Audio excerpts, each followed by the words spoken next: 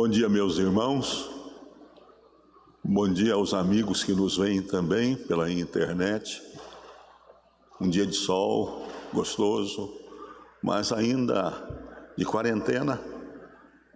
Ao que parece, o Estado vai, a partir do dia 10 de maio, paulatinamente liberando algumas organizações para entrarem no ar. Mas eu quero abraçar algumas pessoas em particular hoje. Quero abraçar o Dr. Mateus, a Vitória, outros estudantes de medicina que estão ainda como a Vitória, e quero saudar com carinho a nossa irmã Rosana Vilarinho. Filha, Deus abençoe você profundamente nesse tempo de luta contra um mal tão grande como esse vírus. Eu quero que você abra a sua Bíblia na carta de Paulo aos Filipenses. Eu vou ler do 1 ao 11.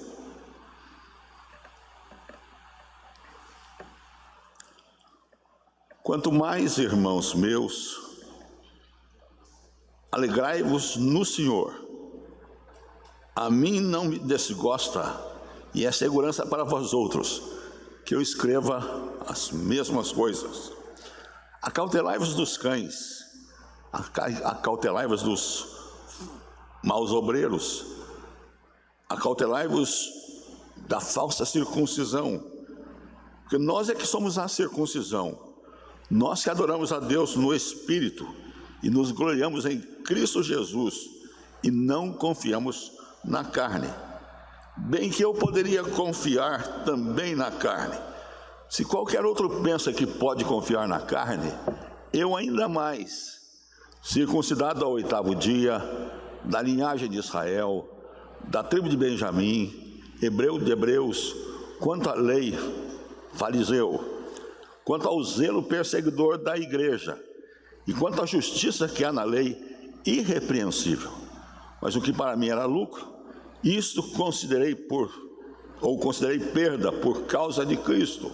Sim, deveras considero tudo como perda, por causa da sublimidade do conhecimento de Cristo Jesus, meu Senhor, por amor do qual perdi todas as coisas, e considero como refúgio para ganhar a Cristo, e ser achado nele, não tendo justiça própria, que procede da lei, senão a que é mediante a fé em Cristo, a justiça que procede de Deus, baseada na fé, para o conhecer e o poder da sua ressurreição, e a comunhão dos seus sofrimentos, confirmando-me com ele, ou conformando-me com ele na sua morte, para de algum modo alcançar a ressurreição dentre os mortos. Na guerra entre os Estados Unidos e o Kuwait, no início da guerra, eu estava nos Estados Unidos a serviço de uma organização chamada Evangelismo Explosivo. Estava num congresso deles. E um dia, mais ou menos meio-dia, alguém chegou e disse ao grupo: irmãos e irmãos, uma notícia sensacional para nós. Nós vamos numa reunião de oração à noite hoje, pelos soldados americanos que estão na frente do combate. E vai estar lá o vice-presidente da República, eu não me lembro o nome dele, e nós estamos convidados para ir lá. Então vocês vão ter um privilégio imenso de conhecer o vice-presidente dos Estados Unidos. Realmente foi assim, foi difícil entrar, uma segurança, coisa de louco, mas entramos, o passaporte ficou preso lá fora, e tudo entramos. Quando o culto acabou, ele vinha saindo, eu estava do lado da saída, e eu não achei outra coisa para dizer para aquele homem senão: brother, I am Brazilian. Ele olhou para mim, estendeu a mão e disse: God bless you, my brother. E até hoje eu não lavei a mão. Já imaginou o que é conhecer o vice-presidente dos Estados Unidos? Você sabe que isso é café pequeno para o apóstolo Paulo, depois da conversão dele. Você sabe que Paulo teve uma radical transformação de vida, e essa transformação de vida, o que ele mudou, está escrito aí nos versículos 7 e 8. Mas o que para mim era lucro, e isto considerei perda por causa de Cristo. Sim, deveras considero tudo como perda, por causa da sublimidade do conhecimento de Cristo Jesus, meu Senhor, por amor do qual perdi todas as coisas e as considero como refúgio para ganhar a Cristo. Meus irmãos, respeitando todo o limite que eu preciso respeitar e a grandeza do texto da Escritura, nós temos aqui uma das mais lindas declarações de amor do ser humano para com Deus. A sublimidade do conhecimento de Cristo.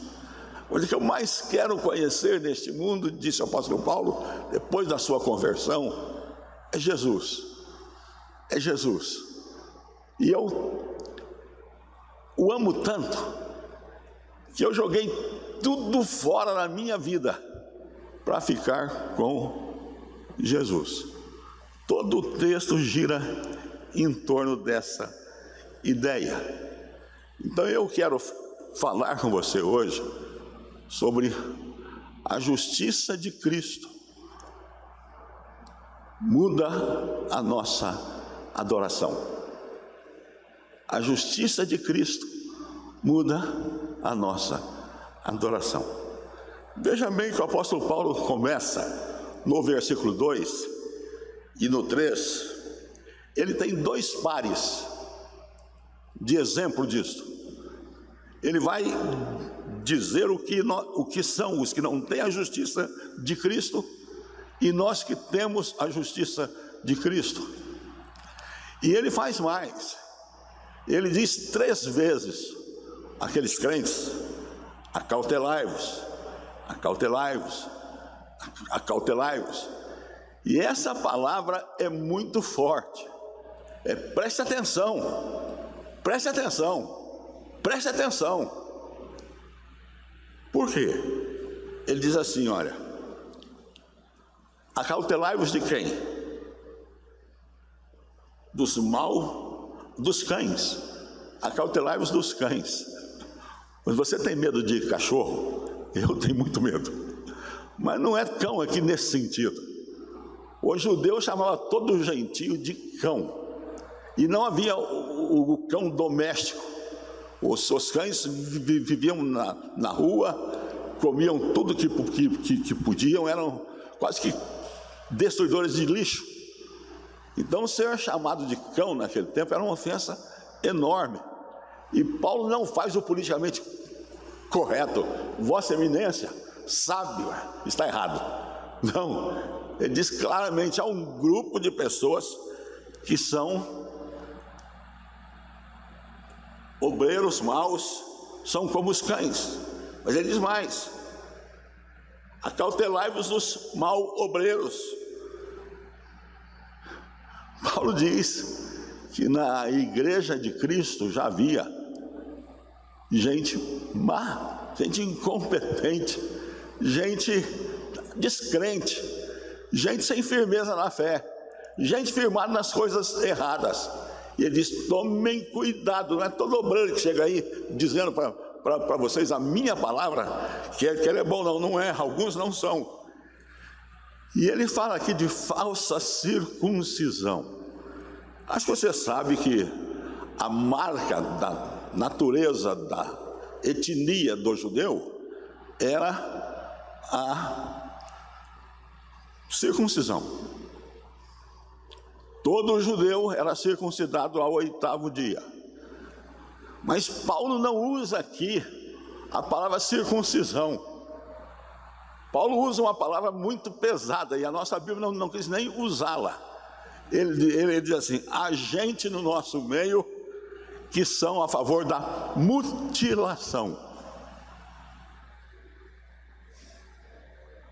Não é simplesmente circuncisão, não. Então notem, o apóstolo Paulo diz contra essa turma que a gente está lutando. E a gente sabe pelo restante da Bíblia, tanto no livro de Atos como nas cartas de Paulo, que havia um grupo que se especializou em seguir Paulo. E no lugar onde Paulo passava, eles iam atrás, depois de Paulo, para desdizer tudo que Paulo tinha dito e dizer basicamente o seguinte: ou você se torna judeu antes de ser cristão, ou o seu cristianismo não vale nada. E para mostrar que você é um judeu, você tem que praticar a circuncisão. Faça tudo que Paulo ensina, ele ensina tudo certo, mas isso está errado. Vocês têm que ser circuncidados, senão vocês vão para o inferno. Você imagina a confusão na mente daqueles crentes. Aí o apóstolo Paulo vai e diz: esperem aí, deixe-me dizer-lhes o que são aqueles que estão em Cristo. Ele diz assim: porque nós é que somos a circuncisão, não a mutilação aqui. Nós que adoramos a Deus no Espírito e nos gloriamos em Cristo Jesus e não confiamos na carne. Note bem, nós somos a circuncisão, nós que adoramos a Deus. Então nós estamos preocupados com a adoração a Deus. Nós estamos preocupados em falar bem de Deus. Nós estamos preocupados que a nossa vida glorifique a Deus. Mas ele diz mais: adoramos a Deus no Espírito e nos gloriamos em Cristo Jesus. Olha, nós nos consagramos a Jesus Cristo. Nós damos glória a Jesus Cristo. Nós estamos com o Salvador, o Filho de Deus, mandando a terra por amor a nós. E também ele diz assim: e não confiamos na carne. E a carne não é o nosso corpo. E a sua palavra e a sua lei, as suas ordenanças para nós. O apóstolo Paulo diz: nós não confiamos naquilo que nós podemos fazer. Então ele dá dois exemplos de que a nossa adoração a Deus, nós temos que estar em Cristo. E ele diz assim: olha, tem um grupo aí ensinando que vocês têm que se transformar em judeus. Não, continuem fazendo o que vocês vêm fazendo, adorando a Deus no Espírito, gloriando-nos em Cristo Jesus e não confiando na carne. Mas ele não se contenta só com isso. Escutem, deixa eu fazer uma coisa aqui. Esses judeus, chamados judaizantes, esse partido, esse grupo, esses judaizantes que têm me acompanhado, acham que eles são alguma coisa? Deixa eu fazer uma listinha e comparar a minha listinha com a minha lista com a listinha deles. E diz assim: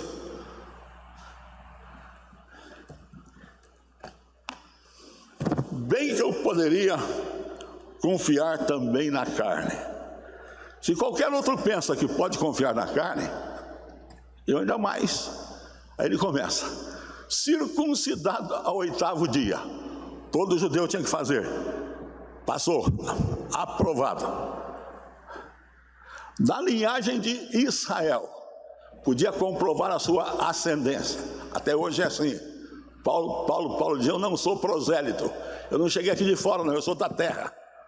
Diz mais: da tribo de Benjamim, a tribo mais querida, porque juntamente com José, a mãe deles morreu antes deles virem ao mundo, e Jacó os amava profundamente. Paulo diz: eu sou dessa tribo aqui. E diz mais: quanto à lei, fariseu. A gente fica com uma ideia dos fariseus, de um lado, até jocosa, porque eles falam muito e fazem pouco, ou falavam muito e faziam pouco, mas eles eram exemplo de vida para os judeus como nação. Os fariseus eram consagrados ao trabalho de difundir a lei de Moisés. Então Paulo diz assim: eu fui fariseu. Quanto ao zelo, perseguidor dos judeus. Foi lido pelo pastor Sérgio que Paulo ia para Damasco para quê? Perseguir a igreja. E ele ia para Damasco como? Ia autorizado por gente maior do que ele a fazer o que ele quisesse. Mas o que aconteceu? E quanto à justiça que é na lei, irrepreensível. Olha, todo mundo olha para mim, aponta algum erro em mim. Irmãos, Paulo tinha estudado com Gamaliel quando criança. Gamaliel era o maior rabino daquele tempo. Estudar com ele era como fazer um curso de doutorado em calvinismo. Eles eram homens capazes ao extremo que formavam os novos líderes da nação. Estava ali o apóstolo Paulo, predestinado, escolhido para vir a ser gente grande, tombado no chão. Jesus lhe disse: Paulo, Paulo, por que me persegues? Você entende uma coisa a mais aí? Jesus está junto da igreja. Olha, eu não persigo o Senhor, eu persigo a igreja. Mas quem persegue a igreja, Paulo, persegue a mim. E então o texto diz assim: mas o que para mim era lucro, isto considerei perda por causa de Cristo. Veja, o apóstolo Paulo, ao se converter, perde isso tudo. E não acha que perdeu nada. O que ele perdeu é insignificante para ele, porque ele diz assim: eu considero tudo como refúgio, uma coisa para jogar fora, como lixo, o pior lixo possível que você possa imaginar. O apóstolo Paulo diz: eu considero agora, depois que me encontrei com Cristo, que tudo que eu era, tudo que eu fiz, não passa de lixo. E abrir mão de todas essas coisas, por causa do quê? Da sublimidade do conhecimento de Cristo, ou de Cristo Jesus, meu Senhor, por amor do qual perdi todas as coisas e as considero como refúgio para ganhar a Cristo. Mais uma vez ele repete que considera aquilo como refúgio para ser achado em Cristo, em amor. E ele amava tanto a Cristo depois disso, que ele não achou que era sacrifício algum abrir mão de tudo, dos títulos, de um futuro estável, para ser pregador do Evangelho. Mas ele disse que isso foi feito porque ele, trabalhado pelo Espírito Santo, considerou aquilo como refúgio.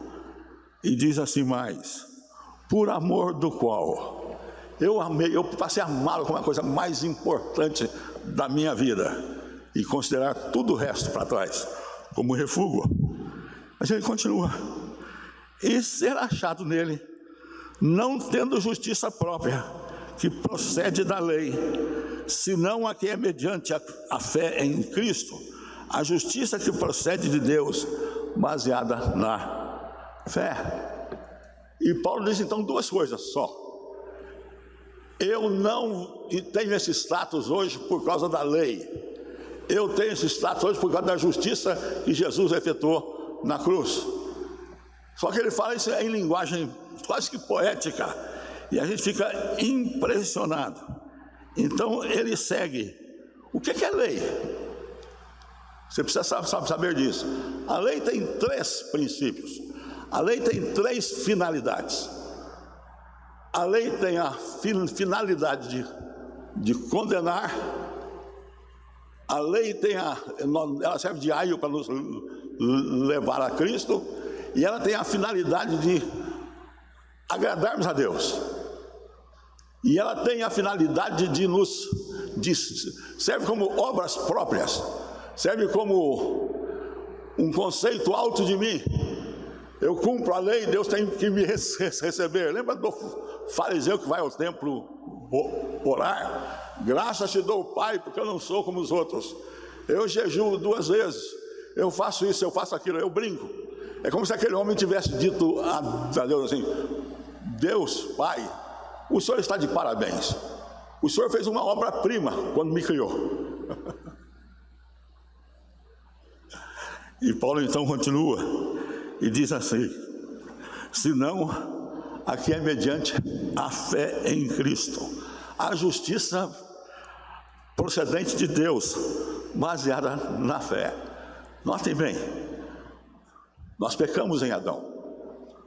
Alguém tinha que pagar esse pecado, e não tinha quem pudesse pagar esse pecado. Por quê? Porque o homem não tinha força. Ah, então tem Cristo, tudo bem, Cristo, mas Cristo não tem a penalidade. Em outras palavras, uns não têm o poder de enfrentar o julgamento porque são pecadores. O outro não é pecador, não tem como enfrentar o juízo. Foi por isso que houve a encarnação do Verbo, a encarnação de Jesus. Ele tornou-se o Deus impecável, mas também o homem pecador. E na cruz ele disse para Deus: Pai, Deus meu, por que me abandonaste? Deus havia virado o rosto em direção oposta a Cristo, porque Deus não pode com o pecado.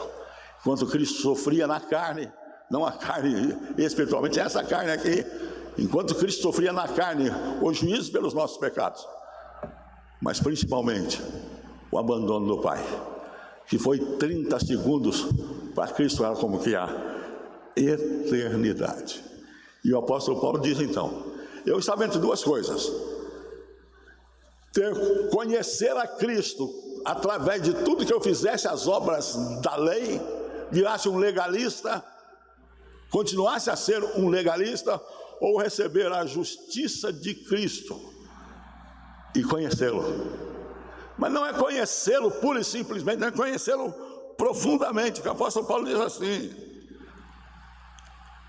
para o conhecer e o poder da sua ressurreição, para o conhecer antes e o poder da sua ressurreição e a comunhão dos seus sofrimentos, conformando-me com ele na sua morte. Olha, eu quero estar com Cristo. Tudo que acontecer com Cristo, eu quero estar junto com Cristo. Eu estou em Cristo e nele eu tenho tudo que eu preciso. A minha justiça vem dele.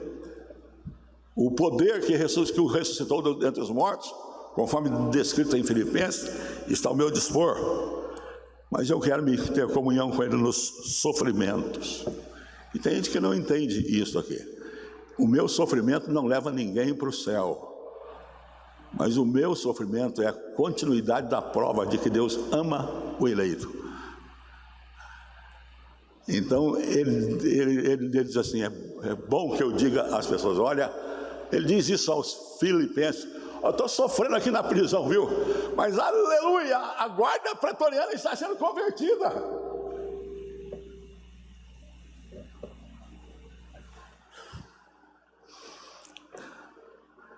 E ele diz: conformando-me com ele na sua morte. Cristo diz isso de outra forma: se você amar a sua vida, você vai perdê-la. Mas se você perder a sua vida por amor a Cristo, você vai ganhá-la. E Cristo conta uma parábola de um homem que encontrou uma pérola, vendeu tudo quanto tinha para ficar com aquela pérola. Vale a pena. O apóstolo Paulo sabia disso e nos ensina isso. E termina dizendo: para de algum modo alcançar a ressurreição dentre os mortos. Não é que Paulo fez alguma coisa para ganhar a ressurreição. Ele acabou de dizer que considera isso tudo como refúgio. Mas ele diz assim: a convicção de que Deus me deu, de que estando com Jesus, eu vou viver com Ele a vida inteira aqui e a eternidade toda lá no céu. Você entendeu isso, querido? Paulo fala do conhecimento de Jesus e diz que muita gente vai pregando que tem que continuar a cumprir os mandamentos da lei para chegar lá. O apóstolo falou, não precisa. E eu sou o maior exemplo disso. Vocês se lembram? Eu ajudei na morte de Estevão. E hoje eu estou aqui dizendo assim, tudo que eu passei não era nada diante da grandeza de conhecer a Jesus. Você o conhece? Você o ama? Você da igreja mesmo, Cristo falando, e ele disse assim, eu sou o caminho, a verdade e a vida, ninguém vê ao Pai senão por mim. E um discípulo dele disse, mostra-nos o Pai. Ele disse, meu querido, quem vê a mim, meu Pai. Então nós conhecemos o Pai na medida que nós conhecemos a Jesus. E nós não podemos parar de querer conhecer a Jesus. Eu quero dar um testemunho aqui, pequenininho, diante da grandeza do amor de Deus. Essa quarentena tem sido para nós terrível em tantos aspectos. Mas eu disse uma coisa à minha esposa essa semana, amor, depois dessa quarentena, eu ainda amo mais você. Como você é linda, extraordinária, zelosa, carinhosa. Eu louvo a Deus por sua vida. Você pode fazer muito mais no seu relacionamento com Cristo. Que Deus o abençoe. Amém.